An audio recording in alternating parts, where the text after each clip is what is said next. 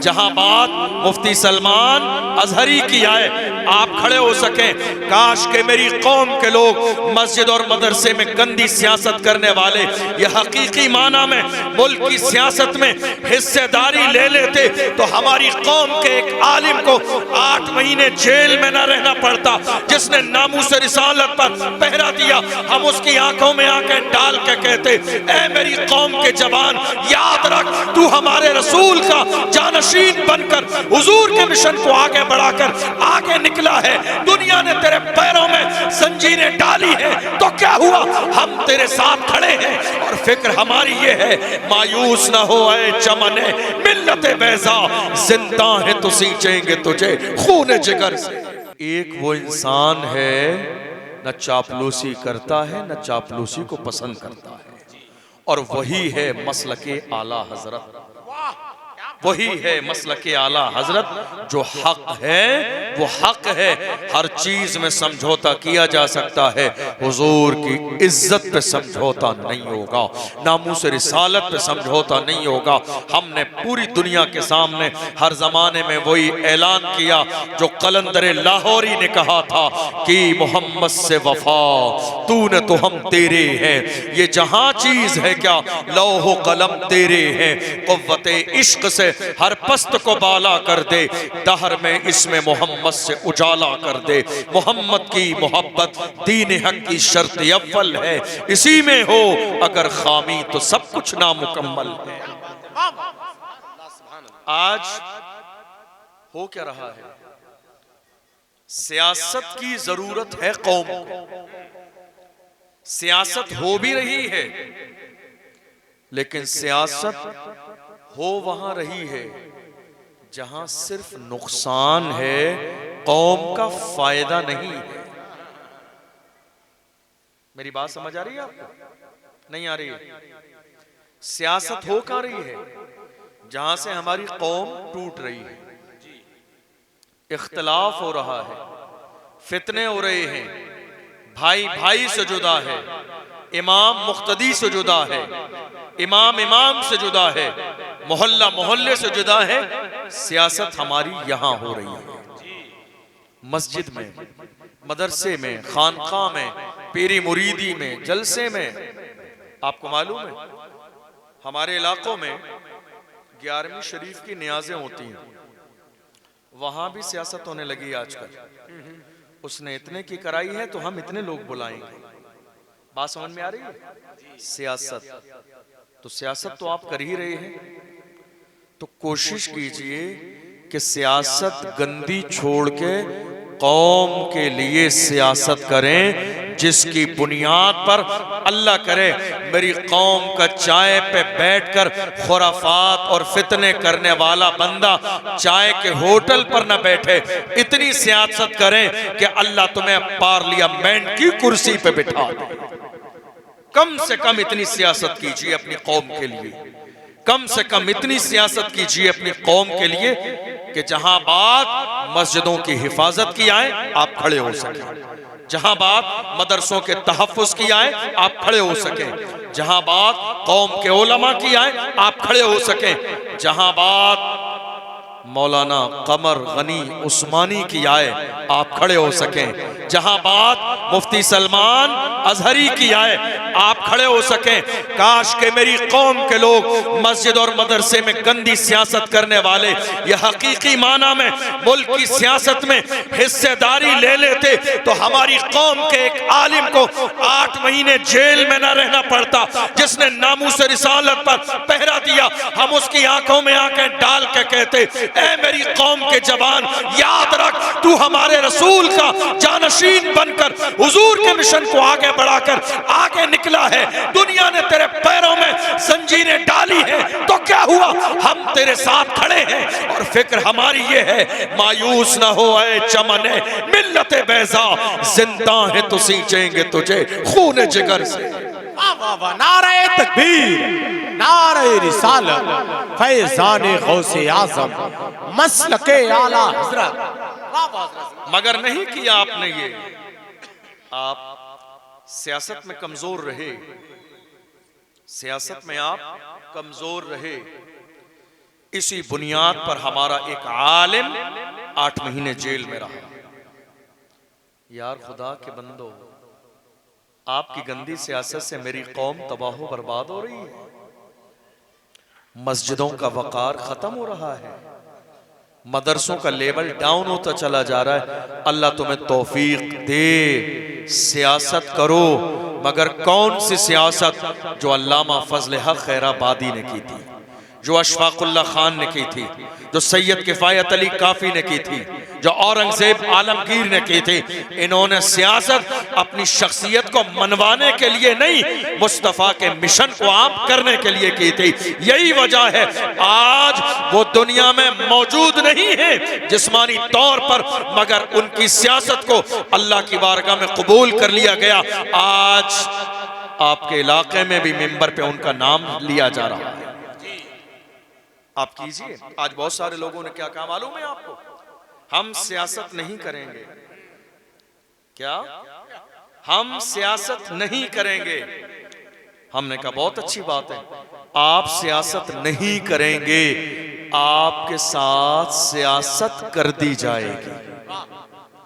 आप सियासत नहीं करेंगे, आप सियासत नहीं करेंगे, आपके साथ सियासत कर दी जाएगी। आज कितने जवान ऐसे हैं, मोहल्ले में जरा सी लड़ाई हो जाए, मौजूद 4 बंदे रहे, लिस्ट 50 लोगों की बनकर पहले ही से पहुंच जाती है। आप सियासत नहीं करेंगे, आपके साथ सियासत कर दी जाएगी। आपको मालूम है आज हमारे बड़े बड़े जलसे, बड़ी बड़ी कॉन्फ्रेंसें सिर्फ करामतें और फजीलतें सुना के खत्म कर दी जाती हैं। मेरी कौम जैसी आती है वैसी ही वापस सुभान अल्लाह माशाअल्लाह करके चली जाती है।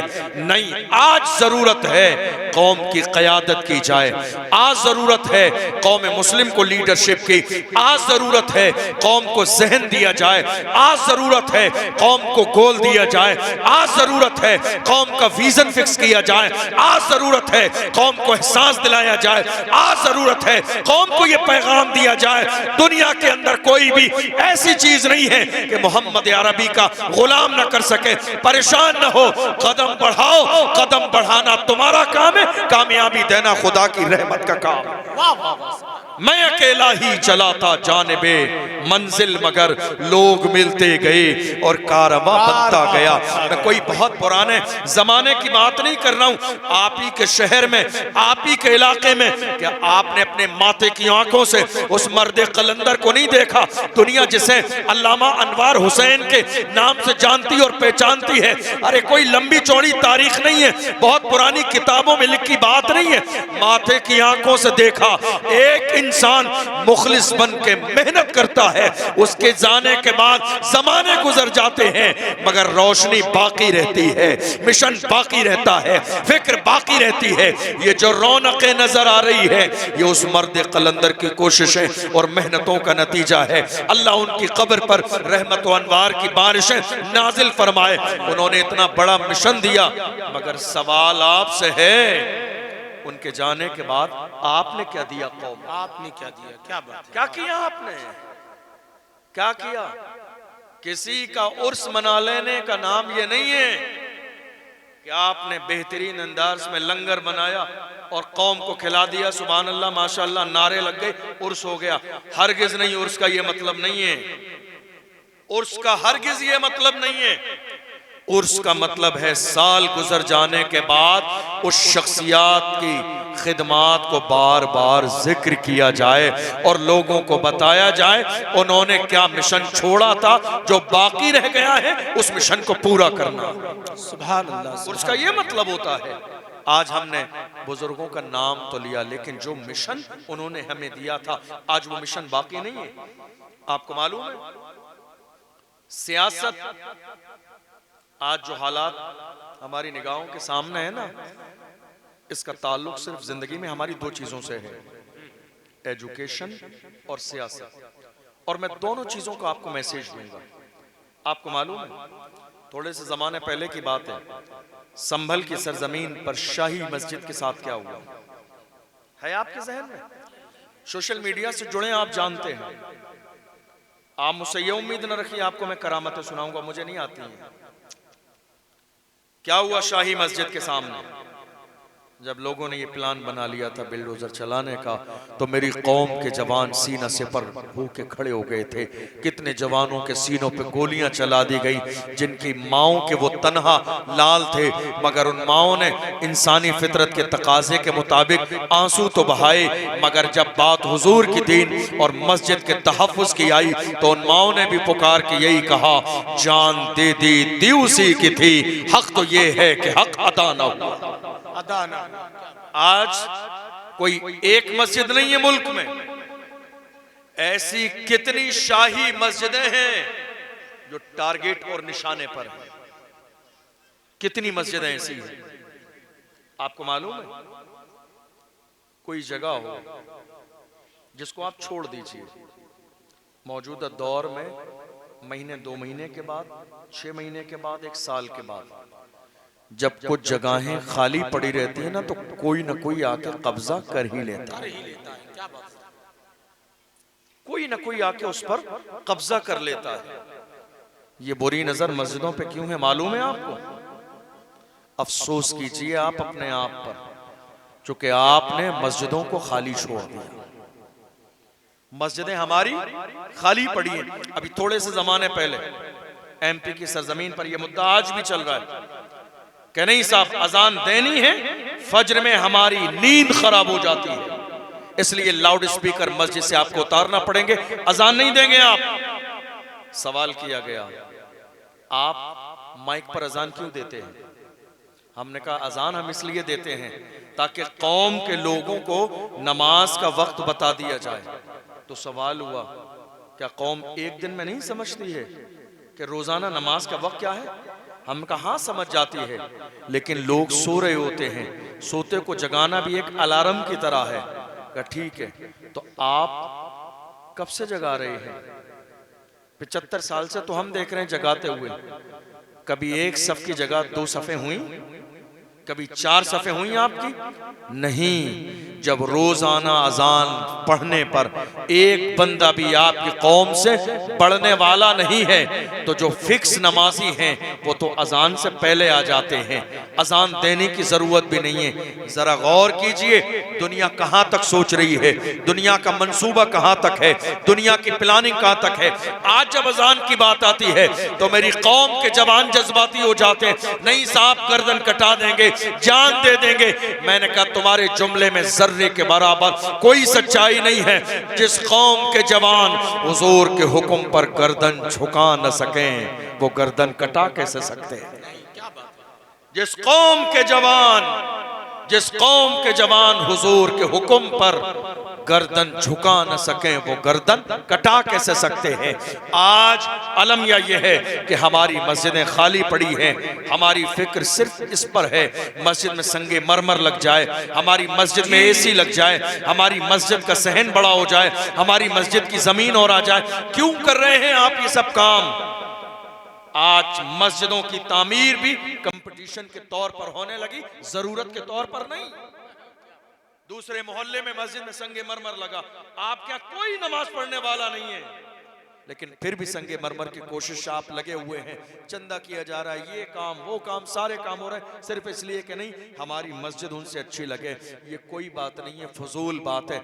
मस्जिद हमारी उनसे अच्छी लगे, मस्जिद संगे मरमर से नहीं। मस्जिद की रौनक नमाजी होते हैं, मस्जिद की रौनक सजदे होते हैं, मस्जिद की रौनक अल्लाह के बंदे होते हैं। मुसलमानों का हाल ये था, मुसलमानों ने कैसे आलम में सजदे किए थे।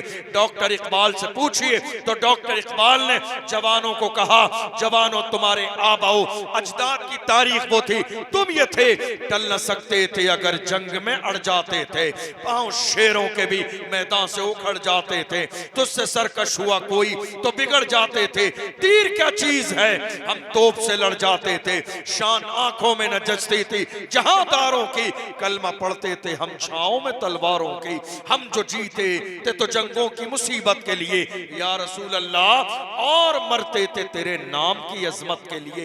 दश्त तो दश्त है, दरिया भी न छोड़े हमने, बहरे जुल्मात में दौड़ा दिए घोड़े। सुभान अल्लाह, सुभान अल्लाह या रसूल अल्लाह।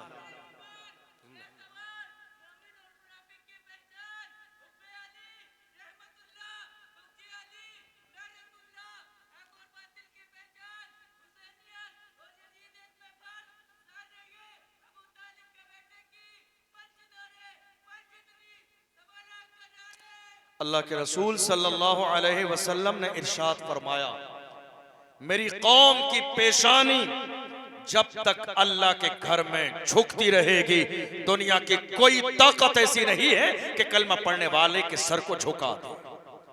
जब तक मेरी कौम की पेशानी अल्लाह के सामने झुकती रहेगी, जब तक ये अल्लाह को सजदे करते रहेंगे, जब तक ये अल्लाह को मानते रहेंगे, दुनिया की कोई ताकत ऐसी नहीं है कि इनको झुका दे। आज हम झुक रहे हैं कहां? दौलत के सामने, पावर के सामने, ताकत के सामने, हुकूमत के सामने, सियासत के सामने, नेताओं के सामने, सबके सामने। डॉक्टर इकबाल ने यही तो कहा था, वो एक सजदा जिसे तू गिरा समझता है, वो एक सजदा जिसे तू गिरा समझता है, हजार सजदों से देता है आदमी को निजात। वो एक सजदा जो अल्लाह की बारगाह में तुम करते हो, तुम्हारे लिए भारी है। उस तन्हा सजदे की शान ये है, खुदा के सामने कर लोगे, अल्लाह हर एक के सामने सर झुकने को महफूज कर देगा। क्या बात है बेशक। आप अल्लाह से रिश्ता जोड़िए तो सही, लेकिन आज ऐसा नहीं हो रहा है। नहीं मेरे अजीजों, आज और आपको मालूम है ये जितने भी फैसले हो रहे हैं, सीए का दौर आया, एनआरसी का दौर आया, वक्फ बिल के मसाइल हुए, निकाह का मसला आया, तलाक का मसला आया, हलाले का मसला आया, अजान का मसला आया, मॉब लिंचिंग का मसला आया, नामूस रिसालत का मसला आया। हिंदुस्तान की सरजमीन पर जितने मसाइल आए, आ रहे हैं या आएंगे, इन सारी चीजों का फैसला सियासी पावर की बुनियाद पर होता है।